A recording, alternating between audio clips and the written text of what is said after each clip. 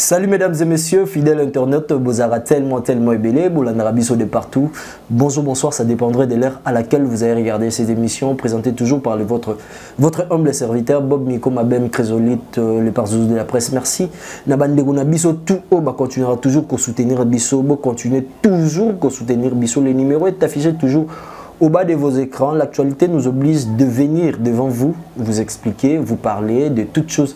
Où est le Karanaba Internet, réalité à Mokili. C'est votre canal Miséricorde TV. Continuez toujours de vous abonner. Merci beaucoup. Nabaye o nyonso. Baza toujours au four et au moulin, il y a Rolanda Rabiso, il y a commentaire, il y a partager de partout. Bozara tellement ébélé. Namuna rana Kinshasa, namuna rana Brazzaville, namuna rana Luanda, namuna rana Gabon, namuna rana Cameroun, namuna rana Sénégal, namuna rana Côte d'Ivoire, namuna rana Togo, Bénin, Guinée équatoriale, Guinée Conakry. Bozara tellement ébélé en Afrique, Bolanda Rabiso, Congolais de partout et le Congolais de la diaspora. Vous avez tellement ébélé na Belgique, na Angleterre, na France, na Allemagne, na Suède, na Corée, na Japon. Vous avez tellement ébélé na États-Unis d'Amérique, na Brésil. Vous avez tellement ébélé. Bolanda Biso continue toujours de nous soutenir. Il y a Bolanda émission na biso na musala o toujours servir bino ezo kene na titre kaka na cadre p. Il y a conseil. Vous avez tellement ébélé. Problème est tout sarabino, la réalité est vie, beaucoup tanango, beaucoup melabiso, par zouzou, talanga, mais sur votre canal, on est là, toujours au four au moulin, Yako. Et sarabino, toujours babiano, on a la question nabino parce que tout le barapé, si gestion nabino. Histoire, vraiment, et déranger à minimum, solution. Nous sommes là avec le prophète. On va toujours vous soutenir parce que je sens vraiment cette onction-là. Il y a Batoué Belé, Bazalara, Bakomelanga, par Zouzou, Tala, Solona prophète, Solona Boui. Je m'en vais directement saluer Bem Blessing, Chacha Queen Fordior, la renta, madame la manager, madame mon épouse, Napé Sobambo depuis la France. Pourquoi pas Stella Magona, maman générale, Stella Magona, maman générale à Londres. Yachibo Apula, Ballon d'Or, Napé Sobambote, pourquoi pas l'honorable Venance et Yangamboyo, l'honorable cher honorable Napé Sobambote, Bouzara tellement ébélé.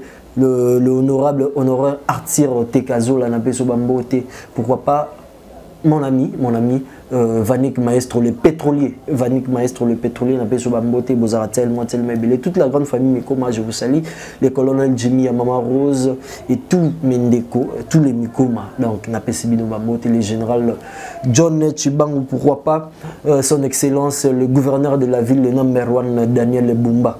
Napé Sobambote, le gouverneur de la ville. Je vais ouvrir cette émission avec le prophète Arnold Adoula comme mon invité de chaque temps, comme d'habitude, de Tosolaranae.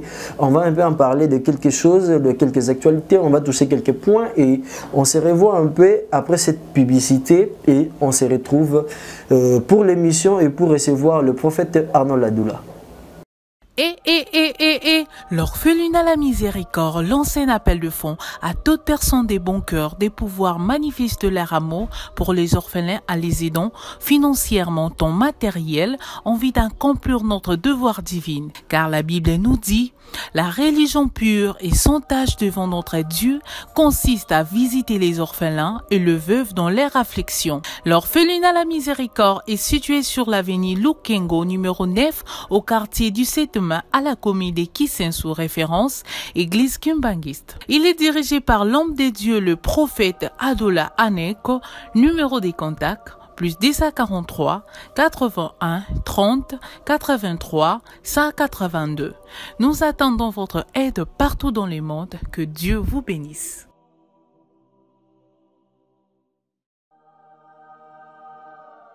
Prophète Shalom.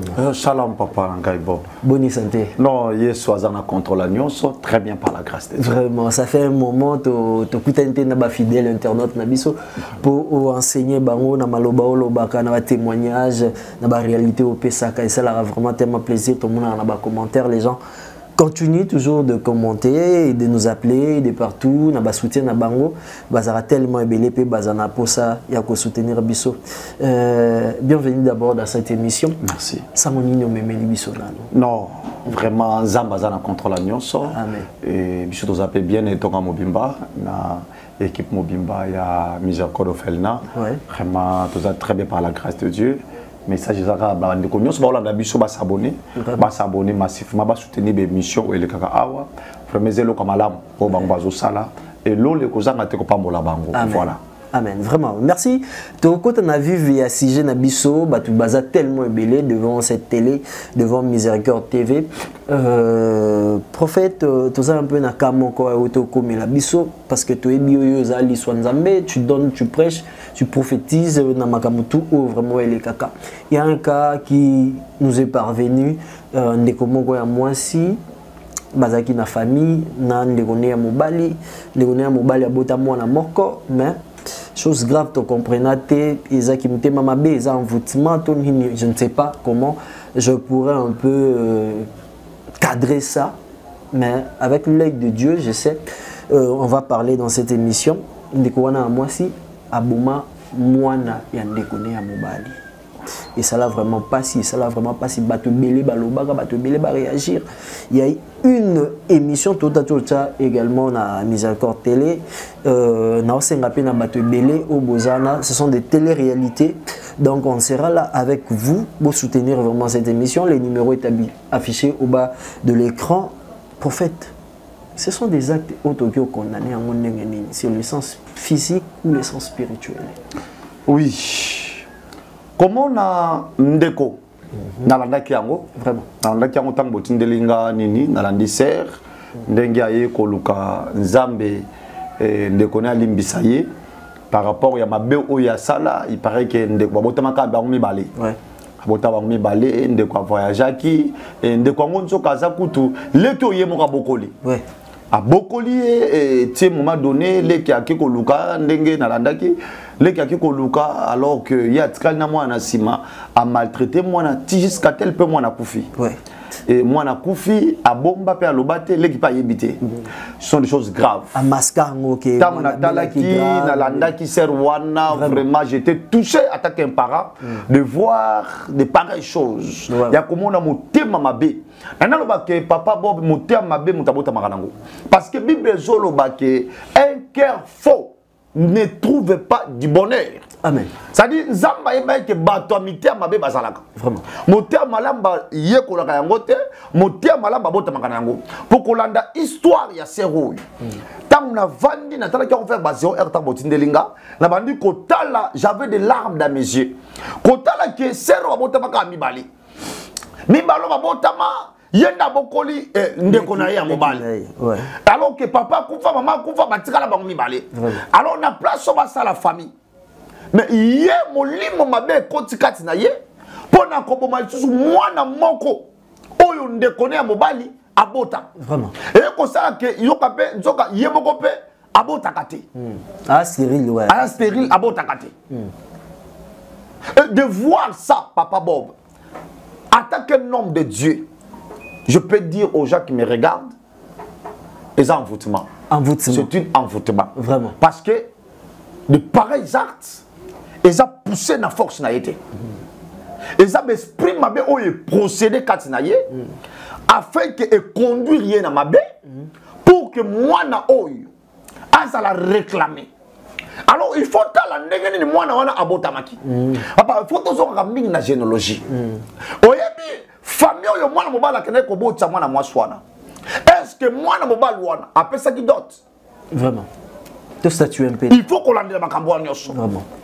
Apesa ki dot parce que ça na ba famille oyo e réclamaka. Et tango botsi mwana na bango au pese l'autre côté ndimanga il y aura des conséquences oyo ko landa yo. Il y aura des conséquences. Vraiment. Alors tu vois qu'on en essaie. Nazo ba lo mosali ensemble. Parce que ngapi na talaki yango. Na lo ba mosali ensemble. Tu vois qu'on en essaie. Mais total na na sima. Il y a Antoine. Et l'on connaît et bombami. Ko zonga na sima nde na fongoli. Lolenge ni mwana wana ayela kinamo na mokili. Oh vraiment. Naza pour ser wana te. Parce que oyo ser wana asali azo mérité prison. L'État congolais il faut atalaye. Ouais, ça meurtre. Parce que abomisi le mwana na ye moko parce que dans le bakeno mwana le kinazaye. Mwana ya le kinaye Donc moi na ne moi na ye alors que d'officiellement serwana na loi il faut ça arrêter mais na quel na domaine spirituel il y a côté ça que le monde est dominé par le diable. Amen. Papa Bob diable peut envoûter diable a contaka par rapport ya makabo amike par rapport ya ba négligence au musuto za kanango au bat ma comprendre kate ya ko to benga envoûtement ouais.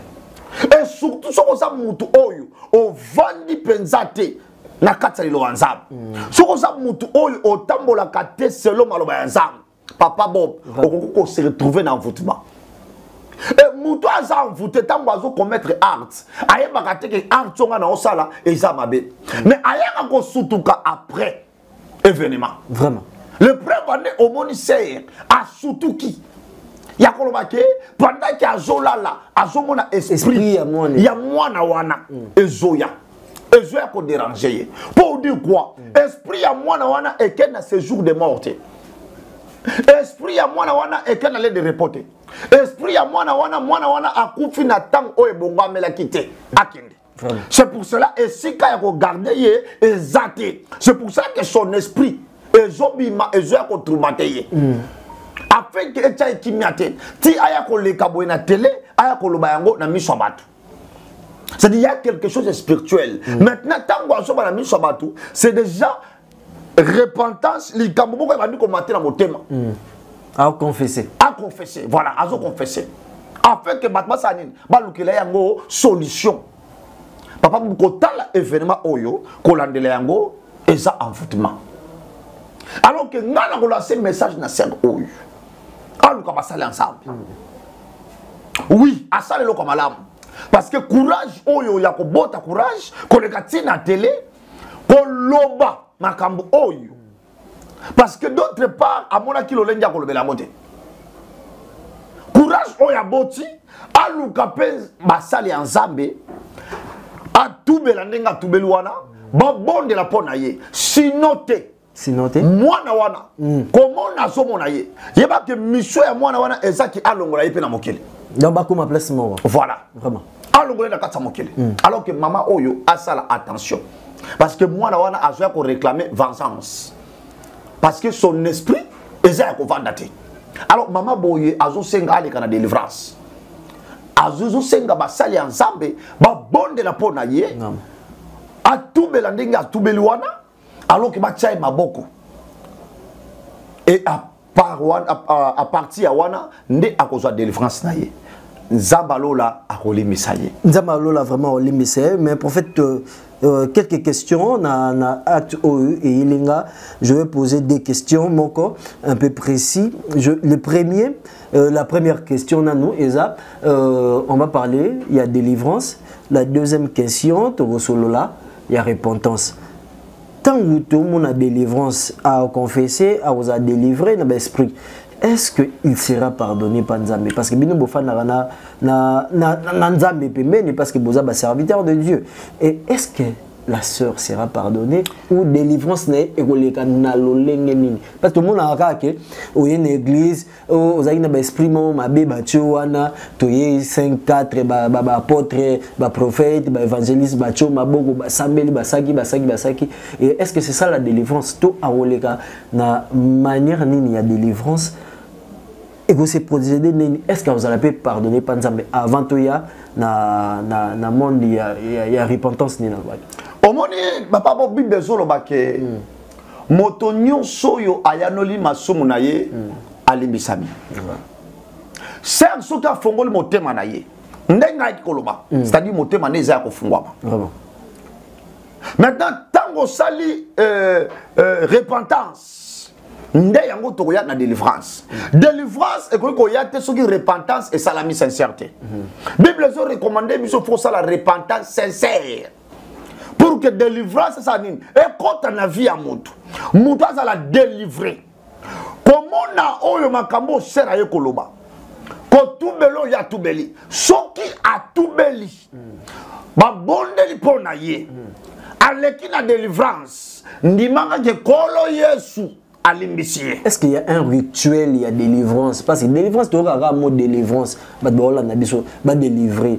Est-ce que ça n'a signe nini ou ça n'a délivrance parce qu'il a ôté un souffle de vie, parce que ils ont au moins la chair au coup dans la Bible, Dieu demandera l'esprit, l'âme de toute personne n'a et pour la sœur tout le monde a autant qui souffle de vie esprit moronza mataki na kati ya moto et ça na rythme ni to tendance ni ya délivrance à rezo tendance to rythme oyo akozwa ezali d'abord ayanola masomo na ye tango ayanoli masomo na ye nde bakopesa ye procédure ya ba prière oyebi ndenge azoluka pardon oyo afongoli motema na ye soki ndeko na ye aboyi kolimbisa ye ndimanga ke soki ser wana akufi azala problème ndeko wana te ana problème et fardeau wana etikali epa ya ndeko parce que ye avoué oyo ezalaki caché alobi yango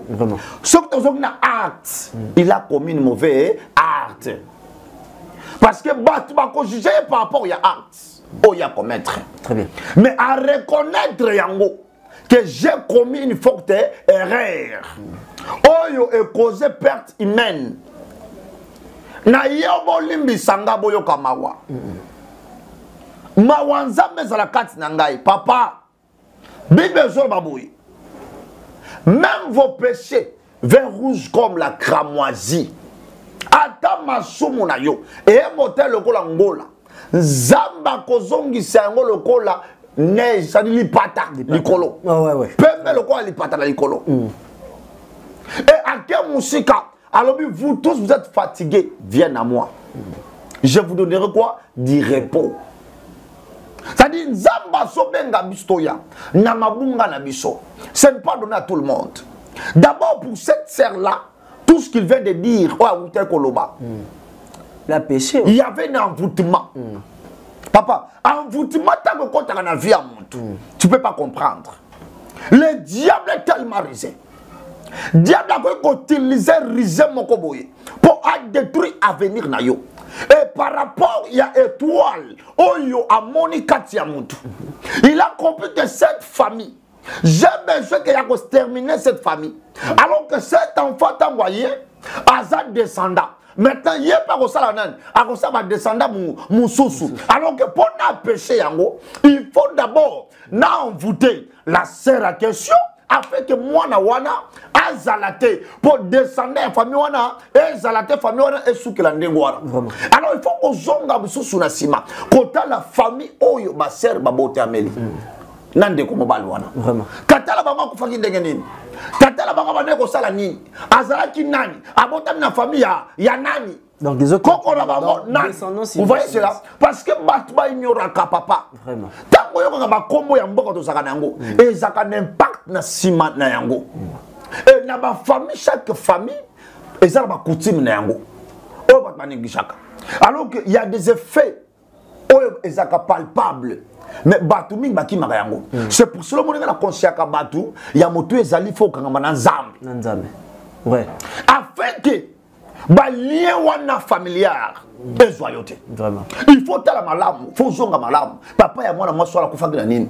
Maman na ya kufaki na nini? Et pourquoi simplement quand elle est yango physiquement, la seule question il peut pas faire artaboy. À cause ça la moté. Pourquoi? Parce que y a botakate. Tout le monde a demandé Basalakana Bana na bango ya basi. Tout le monde a demandé Basalakana Bana, yabo takate. Alors on déconne à mobile article et moi. Moi na wana sal pas moli pour na ye. Pour akanga vide, na place soit bana kocha souci. Tant moi la moi na wana bona osani, azope ça y moi condiment. Mais voilà maintenant acte y a quelque sala.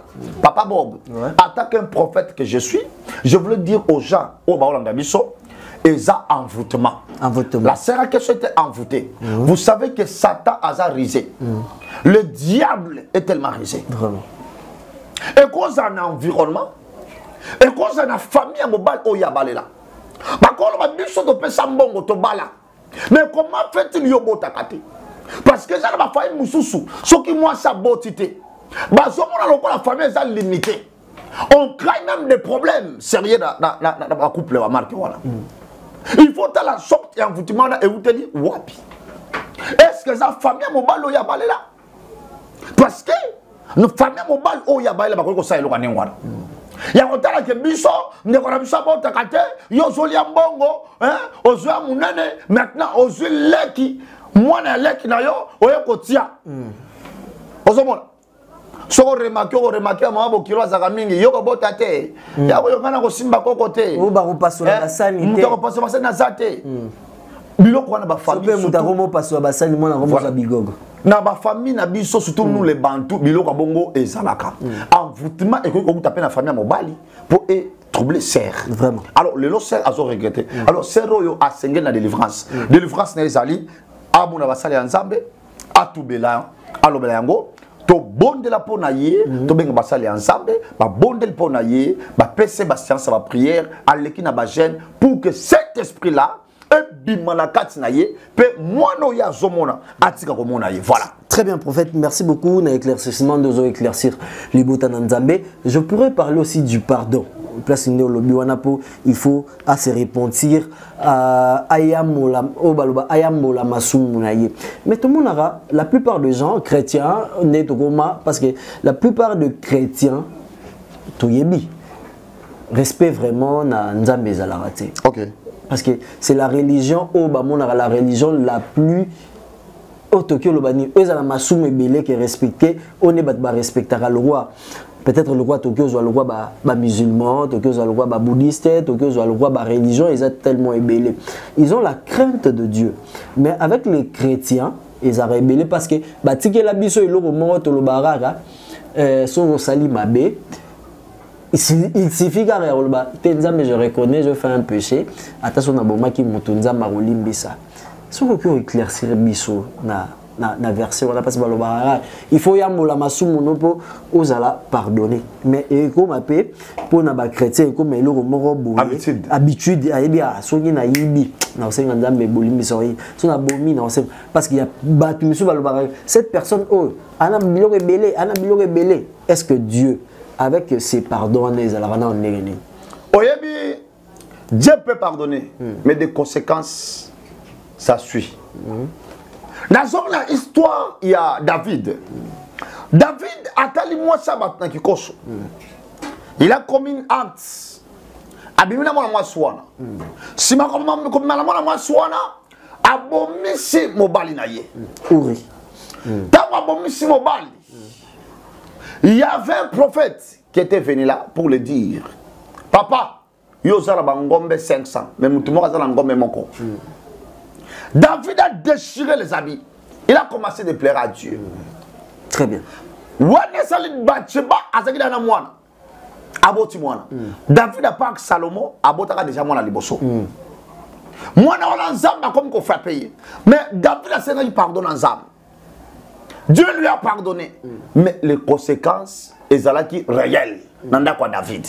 Il avait perdu cet enfant. Cet enfant. Ouais.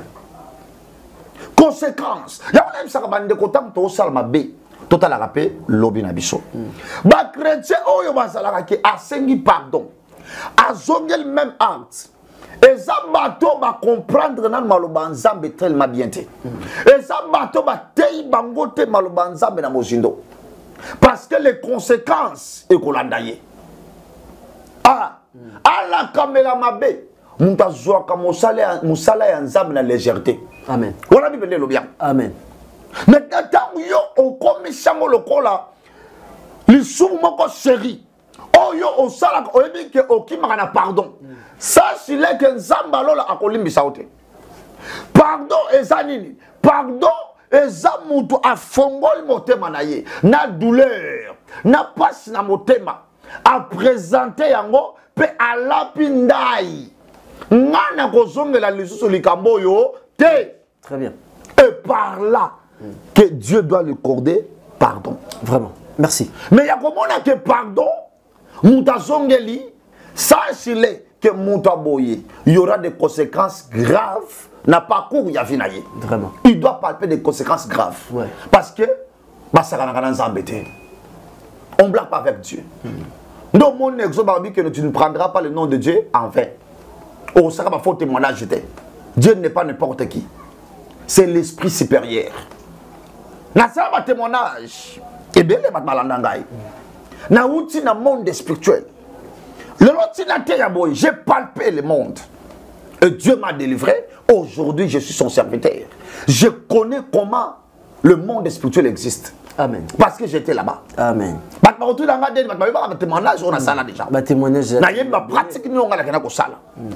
Dieu m'a délivré. On ne blague pas avec Dieu. Qui est Dieu? En bref, l'explication que je peux donner ou la définition que je peux donner aux gens qui me regardent. Dieu a un esprit le plus supérieur où ils ont dominé au-delà de tout. Amen. Au-delà de tout. Amen. Même nous les chrétiens, si nous arrivons à la mesure, il y a qu'on croire, il y a qu'on accepter, il y a qu'on respecter. Nzambi. Nenge ba okitiste ba respecter Nzambi. Ndimanga. Ce que Jésus a dit. Et ça m'a songé.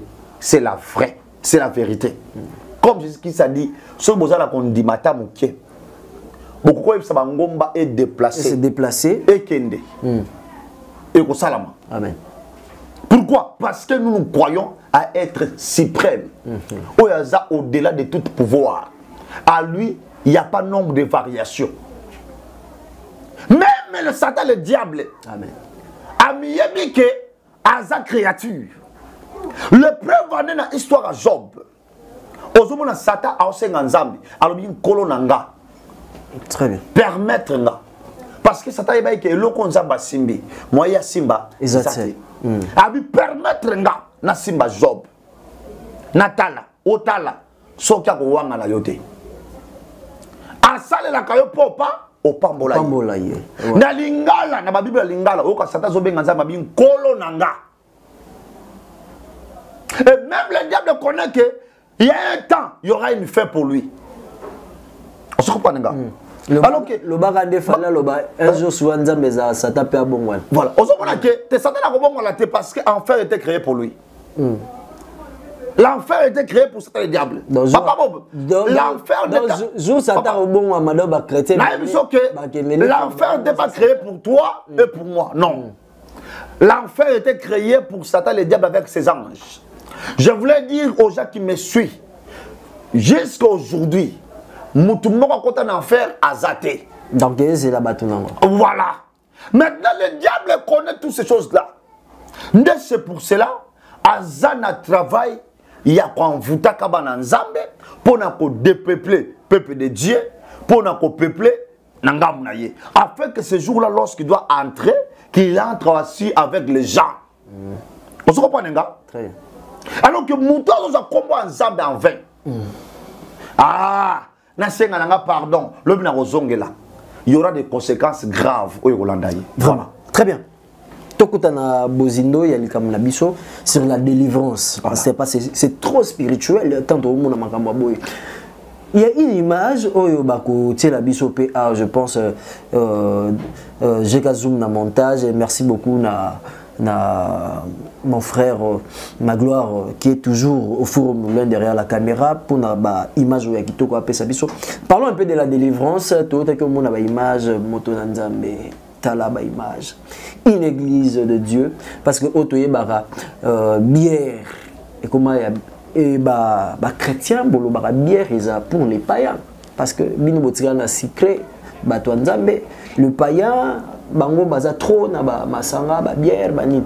Mais à notre grande surprise tozomona une délivrance qui s'est fait au lieu tout le monde ata batemai ya pompe ata tout le monde ata ba jus na biso ba sucré na biso to melaka mais l'église ba jus bière bazo salela bato délivrance. Papa bon, et c'est secret comme une bière donc bière tellement délivrance. Nombreux viendra dans mon nom. Mais ce jour-là, je le dirai que je ne vous connais pas. Très bien, mais ça va sortir de témoignage. Mais c'est Jésus qui a dit cela. Jésus savait que de pareilles choses, ça doit arriver. Ndalobi ebele ba koya na kombo nanga. Mais mon kolango na kolobana yeba ki bango te. Ngana yebi vraie délivrance zaka au nom de Jésus-Christ. Au nom de Jésus-Christ de Nazareth. Soki o moni makamususu. Et ça, ma bébé spirituel, tu chasseras le démon au nom de Jésus-Christ. C'est lui le Au nom de Jésus-Christ, Nazareth, vous guérir des maladies. Les maladies seront guéries. Au nom de Jésus-Christ, vous allez délivrer. Au nom de Jésus-Christ, on ne m'a pas dit. Je ne sais pas, quelqu'un peut venir me prouver. Après, ça va faire ça pour que mon temps soit délivré. Il faut soit bière. Hein? Bière missine. Les bières et la bière. Les bières missine au Fongoliango, au Pesumutu. Et la Bible dit n'attristez pas le Saint-Esprit. Là, de cette façon, le pasteur en question, c'est un païen, c'est un occultiste qui est parti aller prendre des magies pour venir peupler le peuple de Dieu, pour l'amener en enfer. C'est l'inspiration. À voir cette église, papa, de voir les gens commencer à boire la bière comme ça. Tu voulais me dire quoi? Le Saint-Esprit vient faire papa, mais le pasteur, c'est un homme de Dieu comme vous, un serviteur.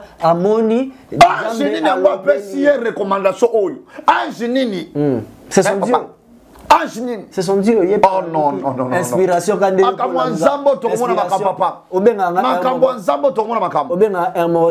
jeûne de prière,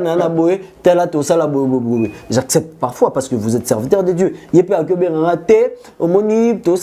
pratique pour la délivrance, mais l'alcool qui sera. Papa Bob. C'est ça, déjà, Azadi Moutamilangwa. À mon avis, et là, profiter ce qu'il a officialisé au nom de Jésus. Dans le bagage, cette vierge folle. Babi yo lo kwa mobalo ba no mwasi no misoso. Bisko la taka kombo na yo.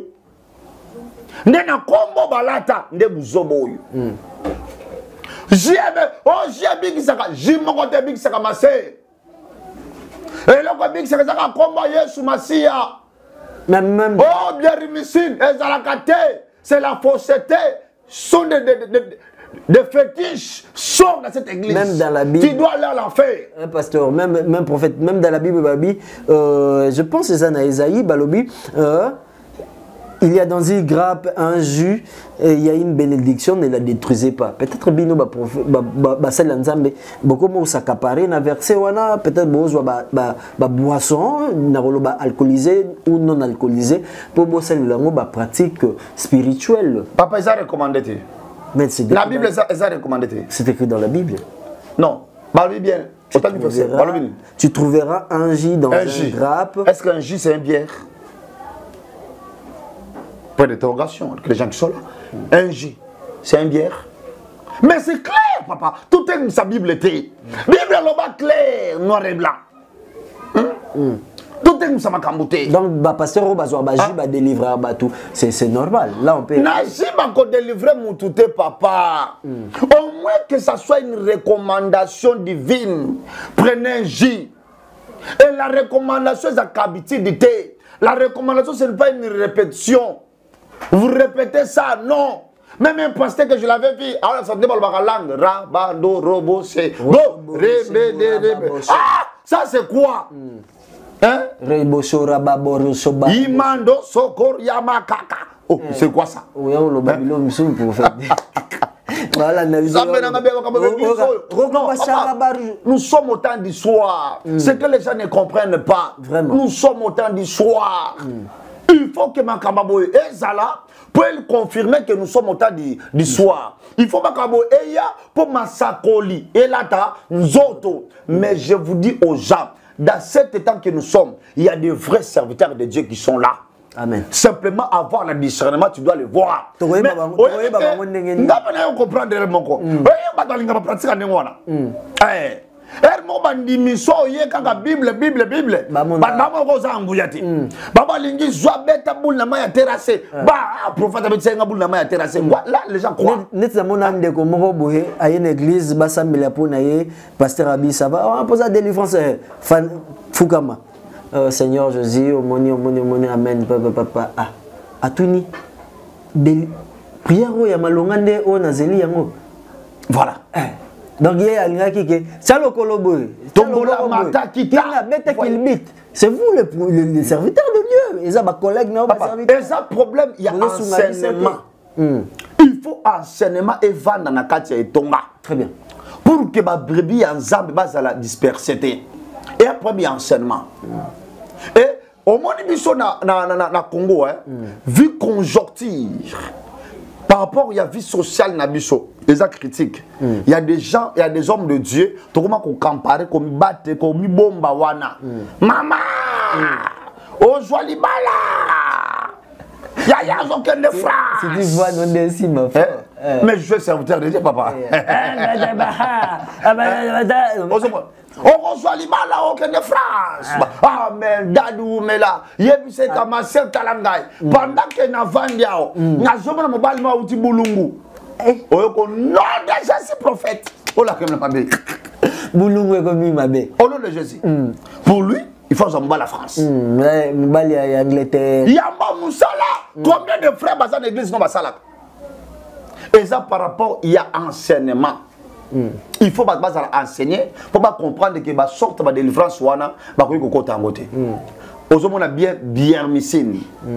On est pour ça que on bien guérir. Et on guérir on malade. Un sponsor na brasserie. Voilà. Pasteur a joué sponsor. Brasserie c'est pelé à pas au teka. Ah ça la coupe. C'est incompérable. C'est incompérable. Merci beaucoup pasteur prophète Arnaud Dadloula. Voilà. Pessibiso éclaircissement et à moi biloko belé batu nayebi na banda ku bisika bazolanda biso bazozo vraiment enseignement ozo pesa vraiment bango. Le mot de la fin de cette émission parce que tout le monde te palper vraiment le monde spirituel ming te palper le monde spirituel. Je sais que tu recoutes un sous pour une seconde émission, mais avant de finir cette émission, vos mots de la fin de cette émission, c'est quoi? Mot de la fin, nanga bananza boki bikenda kendati. Bota la bishikani ni oyo bocha makolo. Nakopesa basine. Nakolobela sur le signe. Basine na ba pratique, na ba principe spirituel. Nakoloba na chaîne oyo. Na réussi à s'abonner massivement. Vraiment. Parce que makambo eko fongola bato belé. Et là bato musu basala ka ba pratique musu sans de savoir. Nakoyebisa bango ke balala ka bulumbu te na mbeto. Amen. Oh. Atoza marié sur aussi makambo na yo fola tabilamba. Oh. Pour des anges va visiter Rabato. C'est vrai. Toi na ange du bien, na ange du mal. Oh, yes solo. Ah. Tant ange de bienfaiteur à l'égard. Tant ange de bienfaiteur à l'égard soit couture bongo à opérer. D'officiellement ange du mal ndagoya. Bilamba. Nakoloba na batu ka boka mbongo likola mbeto te. Orobenda pauvreté. Nakoloba ba signe. Vraiment. Nakoloba ba signe, bat ba s'abonner. Boka mbongo likola mbeto te. Pour nani. Oligo bananda nanda ko tirel mo sim mbongo likola mbeto. Pêcherie. Nakoloba biloko wana. Ouais. Nakoloba biloko wana. Ouais. Nakoloba biloko bakata ka manzaka na minote. Nakoloba biloko amdengo wana. Debiso netinga mesa. Orobenda sa serèche. Bazo kanzeta ko balongo la monoko te. Maloba no ça la pouvoir te nakoloba ba signe. N'a pas principe spirituel. Abonnez-vous massivement. Prophète. Abonnez-vous massivement. Mais ça n'a mais ça m'a pratique. Enseigner biso mon l'église. Là depuis bon mois les ara. Enseigner biso mon l'église. Maman Rosa nanda. Abonnez-vous dans cette chaîne. Il y a des choses. Bande on a tout abasi baza alpha baby baby manzaka nangi ko la raté dans ça na kanila. Oh ça la première bon. Et ça ma pratique. Et ça ma principe spirituel. Des fanatiques hein. Vraiment, merci beaucoup, prophète Arnaud Dadloula. Merci beaucoup pour rehausser l'invitation de Pesio. Merci. Na kati ya chaîne Nabiso Miséricorde TV, baza tellement ébélé, Libota Nzambe, Balanda Rabiso. Du début à la fin, est-ce que va dédicacer ses alliés, na Libota, na Makamutu, les programmes? On est déjà à la minute de rentrée scolaire. Oibi Orphelinat Miséricorde des Hommes. Ah, nous avons 75 enfants, 45 filles, 30 garçons. Vraiment. Je lance des messages aux gens de bon cœur. Car la Bible dit, errer celui qui s'intéresse aux faibles. Au jour du malheur, l'Éternel en délivre. Amen. Nazobenga ba déconner sur mité balaba sunga bana oyo na 1000 francs na bango, 2000 francs na bango, 3000 francs na bango, na lipapa na saki na uniforme na cahier moko na biki na bango et lola ekozanga te kopambola bango. Vraiment merci beaucoup na ba oyo ba Rolanda cette émission du début à la fin. Papa, maman, ndeko moi si ndeko mobali et si que zoamio oui bara o gagnera moi 100 francs. Ou le que tika ngona ba bivette na ba bar. Imagine toi ce que ata o melara na ba bar nyonso to mona na ba boîte wana. So que jour que pesa ki 100 000 lobby le loyer et c'est on te na l'arte o pesa ngata masanga ya 10 000 ba o pesa ote. Mais regardez cette œuvre. Les enfants sont là. Les enfants n'ont pas payé quelque chose pour bazala bongo. Mais c'est la grâce Dieu seul sait pourquoi et ça les makibongo. Merci beaucoup. L'orphelinat est là, miséricorde, ils ont commune à Kisenso, dans le quartier 17 mai na avenue Lukengo, so komikaka na arrêt Kimangiste olobi bola kisanga orphelinat miséricorde barola kisabino. Donc on se revoit encore pour un prochain numéro. Je serai encore avec le prophète parce que to silis to lobi et que Boum Sabino, le vif du sujet Otozalaki, c'était derrière la caméra, ma gloire, garçon Binga, garçon Moko Noir, Mingi, et au montage et à la réalisation, Jeka Zoom, Maman CC, je te salue aussi, place aux Ali, Maman CC. Fort, mais et ça m'a monté ma passe. Merci Jeka Zoom, Yomo et Binerato Solaka. Merci mon vieux Arnaud de Tumba Akeloba Vision, n'a pas sur mote West Ben Benchelovic, n'a pas sur mote Lofo, n'a pas sur mote Place aux Ali, vous aurez tellement ébélé, Bolandarabiso. Restez vraiment branchés. Si votre canal Miséricorde TV vous aura tellement ébélé, on se revoit pour un prochain numéro. Bye. L'orphelinat La Miséricorde lance un appel de fonds à toute personne des bons cœurs, des pouvoirs manifestes de leur amour pour les orphelins à les aidant financièrement en matériel, en vue d'accomplir notre devoir divin. Car la Bible nous dit, la religion pure et sans tâche devant notre Dieu consiste à visiter les orphelins et le veuve dans leur affliction. L'orphelinat La Miséricorde est situé sur l'avenue Lukengo numéro 9 au quartier du 7 mai à la commune de Kisenso, référence Église Kimbangiste. Il est dirigé par l'homme de Dieu, le prophète Adola Aneko, numéro des contacts plus 1043 81 30 83 182. Nous attendons votre aide partout dans le monde. Que Dieu vous bénisse.